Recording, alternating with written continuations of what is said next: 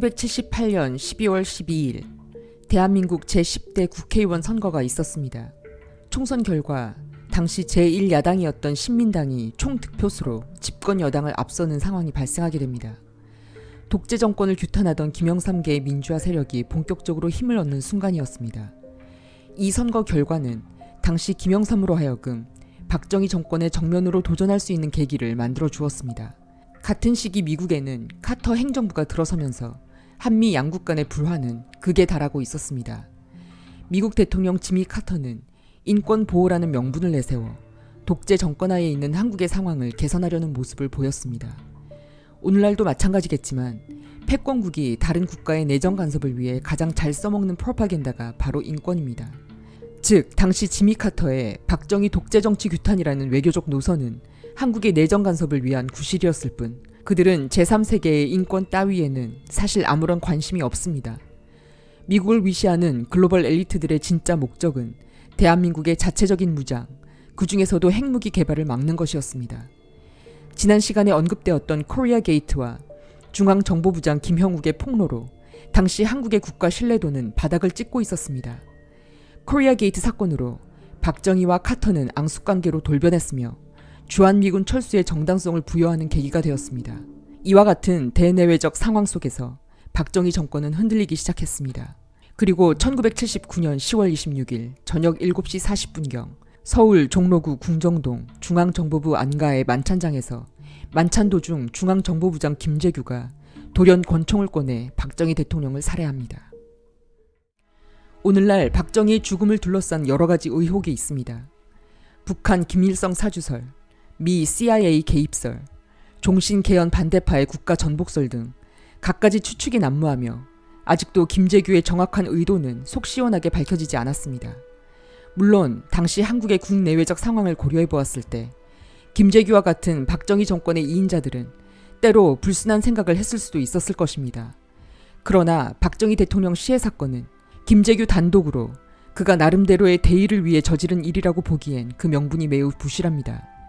한 나라의 대통령을 살해한다는 것은 국내의 정치적 반대파나 단순히 현 정권의 반기를 든 야당의 의기투합만으로는 절대 불가능한 일입니다.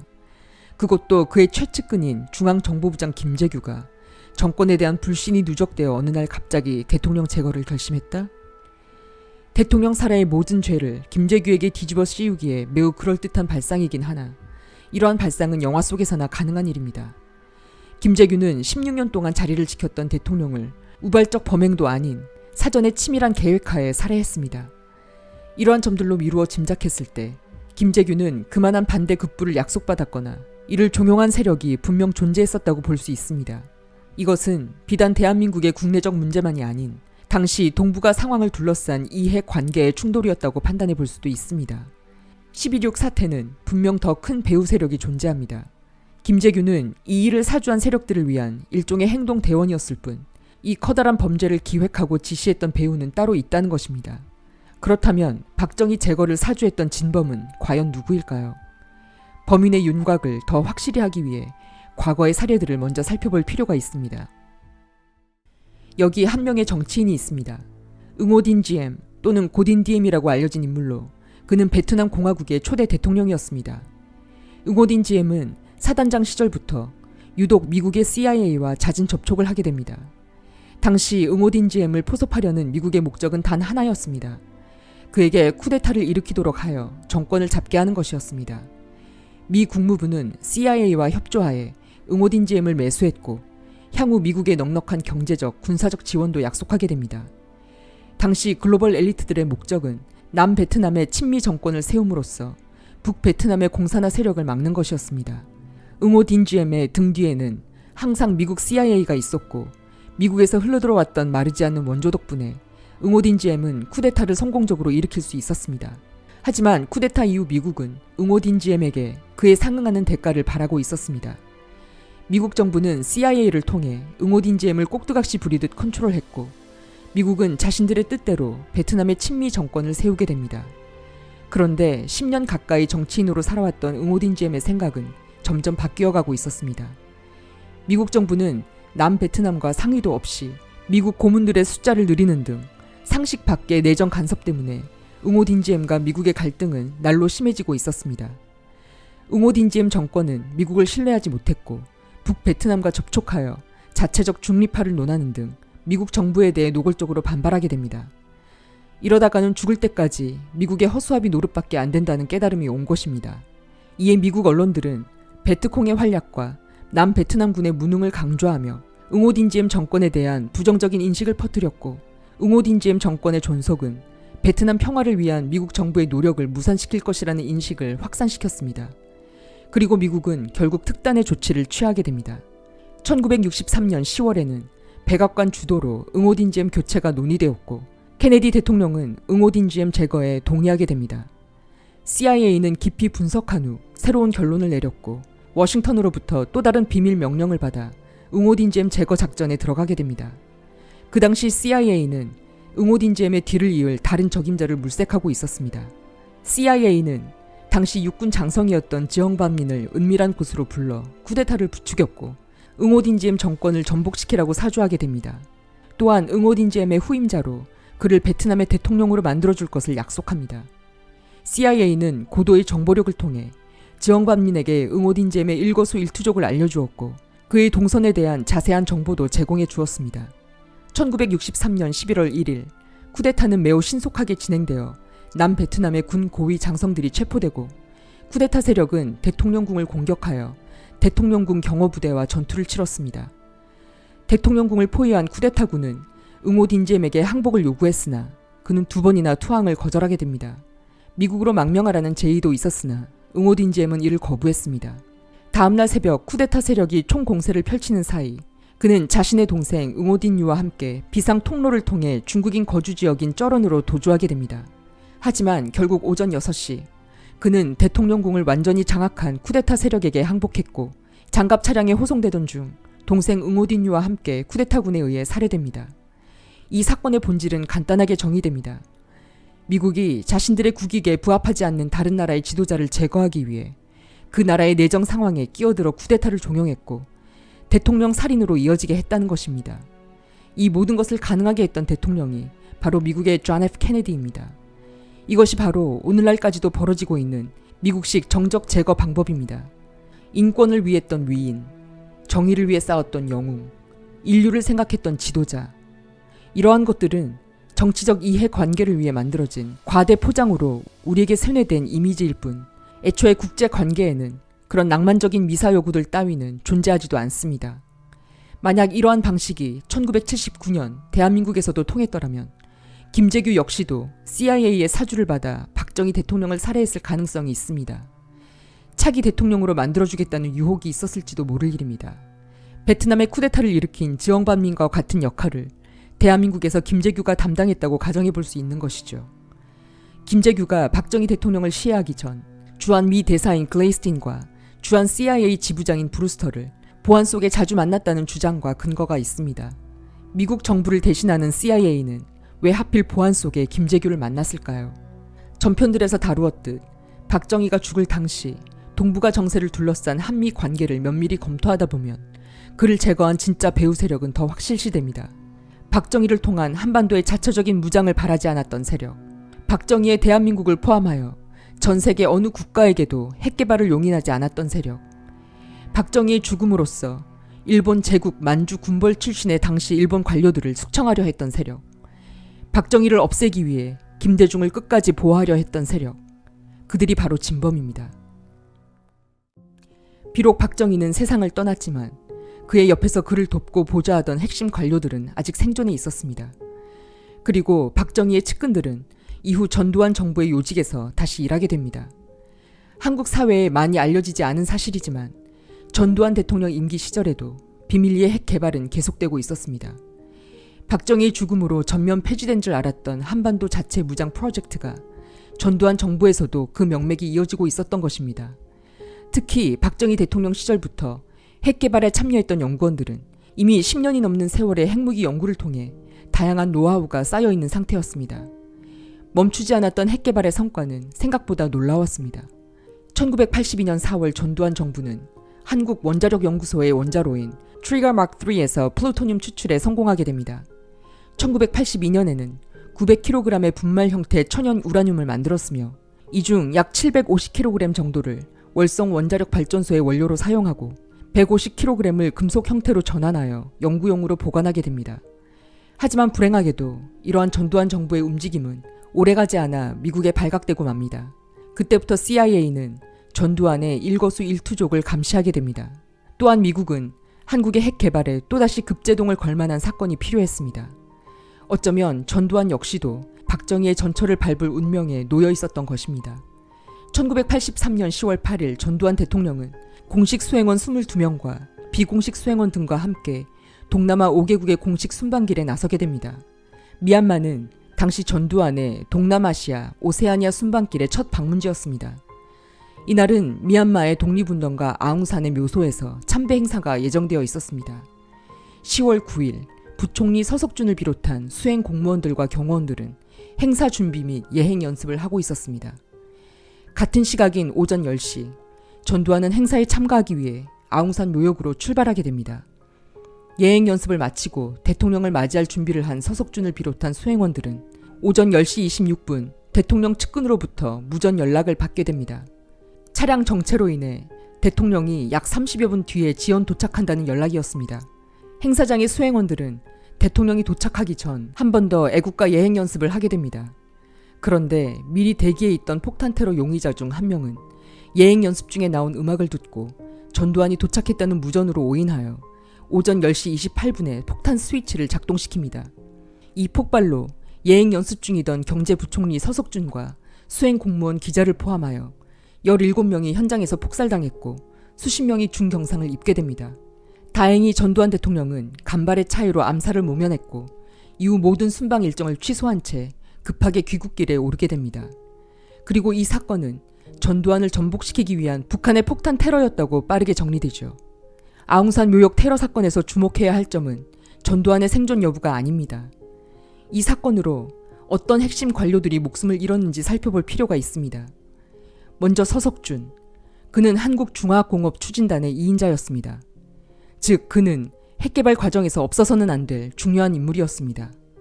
서상철, 그는 동력자원부 장관이었습니다.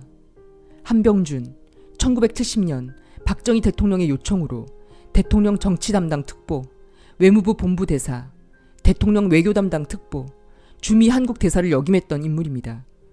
김용한, 당시 과학기술처 차장이었습니다. 심상우, 그는 로켓 전지의 창업주였습니다. 이들을 포함하여 총 17명이 사망하게 되는데 이들 사망자는 두 가지의 큰 공통점을 갖고 있었습니다.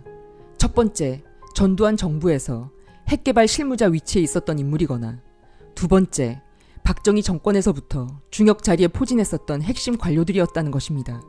테러범의 의도가 어찌되었건 간에 분명한 사실은 이 사건으로 박정희 시절부터 수뇌부에 있던 전통적인 박정희계의 핵심 관료들이 대거 목숨을 잃었다는 것이고 당시 중화공업을 이끌고 있던 중역들이 사망하면서 향후 대한민국의 핵무기 개발에 큰 차질이 생겼다는 것입니다. 아웅산 묘역 테러 사건 발생 한 달 후인 1983년 11월 12일 미국 로널드 레이건 대통령은 돌연 한국을 방문하게 됩니다. 레이건은 한국 국회에서 연설을 했고 비무장지대를 시찰했습니다. 레이건 대통령의 방문 목적은 죽음에서 살아난 전두환에게 위로와 격려를 하기 위함이 아니었습니다. 그가 한국을 방문한 진짜 목적은 전두환에게 중요한 약속을 받아내기 위함이었습니다. 그 약속은 바로 플루토늄 추출을 중지하겠다는 것이었습니다. 이듬해인 1984년 대한민국의 핵실험에 사용된 모든 장치와 시료들은 재사용할 수 없도록 폐기되어 원자력 연구소로 이관되었고 이후 대한민국의 핵무기 개발은 전면 폐지되어 역사 속으로 사라지게 됩니다. 그렇다면 과거 납치 사건에서 죽을 위기에 처하기도 했었지만 미국의 도움으로 간신히 목숨을 부지할 수 있었던 김대중의 당시 행보에 대해 살펴보겠습니다. 김대중은 전두환 정권으로부터 1980년 이미 사형 선고가 내려져 있던 상태였습니다. 혐의는 같은 해 발생했던 5.18 광주 사태를 주동했다는 혐의였습니다. 그에게 적용된 혐의는 내란 음모, 국가보안법, 반공법, 계엄법, 외국환 관리법 위반. 그런데 김대중이 사형 선고를 받고 항소심 재판이 한창 진행되던 당시 미국의 반응이 매우 이상했습니다. 당시 미국의 대통령이었던 로널드 레이건, 지미 카터 전 미국 대통령, 도널드 그렉 전 주한 대사를 비롯한 미 정계의 우익 정치인과 인권 단체들이 한 목소리로 김대중 구명 운동에 나선 것입니다. 특히 레이건 행정부의 리처드 앨런 안보 보좌관은 김대중이 사형될 경우 한미 양국 관계는 회복되기 어려운 상처를 입게 될 것이라며 압박을 하기도 합니다. 이것은 73년도 김대중 납치 사건 당시 미국 리처드 닉슨 대통령의 반응과 소름 끼칠 정도로 닮아 있습니다. 김대중 납치 사건 당시에도 그를 살리기 위해 수단과 방법을 가리지 않았던 나라가 미국이었고 5.18 주동 혐의로 사형이 내려지자 미국은 또 한 번 그를 구하기 위해 혈안이 되어 있었던 것입니다. 로널드 레이건 대통령은 와인버거 미 국방부 장관과 그레그 전 대사를 한국에 급파했고 이들의 노력 덕분에 김대중은 가까스로 사면을 받아 미국 망명길에 오를 수 있었습니다. 참 아이러닉한 것은 김대중 납치 사건과 김대중 5.18 내란 음모 사건 당시 김대중을 보호했던 미국의 집권당은 공화당이었으며 대통령은 각각 리처드 닉슨과 로널드 레이건이었습니다. 오늘날 로널드 레이건은 미국 보수를 대표하는 대통령으로 우리에게 잘 알려져 있는 인물이며 특히 한국의 보수 진영에서는 도널드 트럼프 전 대통령의 멘토이자 미국의 우익적 가치를 지키는 영웅으로 평가되는 인물입니다. 이러한 로널드 레이건이 과거 한국 좌파의 수계급인 김대중을 살리려 했다는 사실을 우리는 어떻게 받아들여야 하는 것일까요? 분명한 사실은 당시 미국은 공화당 민주당 할 것 없이 한국의 우익 세력인 박정희를 견제했고 오히려 좌파 세력인 김대중을 보호했다는 것입니다.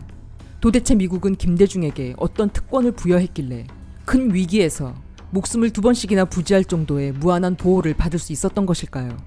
어쩌면 김대중에게 부여된 것은 미래에 일어날 일들에 대한 일종의 임무와도 같은 것이었을지도 모릅니다. 그리고 그 비밀스러운 임무의 윤곽은 1990년대 들어 서서히 나타나게 됩니다. 어쩌면 김대중은 박정희가 핵 개발을 시도한 시절 미국과 한국이 날카롭게 대립각을 세우고 있던 60, 70년대부터 글로벌 엘리트들에 의해 포섭된 한국의 차기 지도자였을지도 모릅니다. 60년대부터 미국은 한국의 자체적인 무장을 막아왔으며 특히 박정희 정권의 핵 개발을 극렬히 반대해왔습니다. 또한 미국은 자신들과 2차 대전 때 싸웠던 일본과 종전 후에도 앙숙 관계로 남아 경제전쟁이라는 후반전을 치르고 있었습니다. 당시 일본은 과거 일본 제국 관료 출신의 핵심 인사들이 정재계의 중력으로 포진되어 미국과 대립각을 세우고 있었습니다.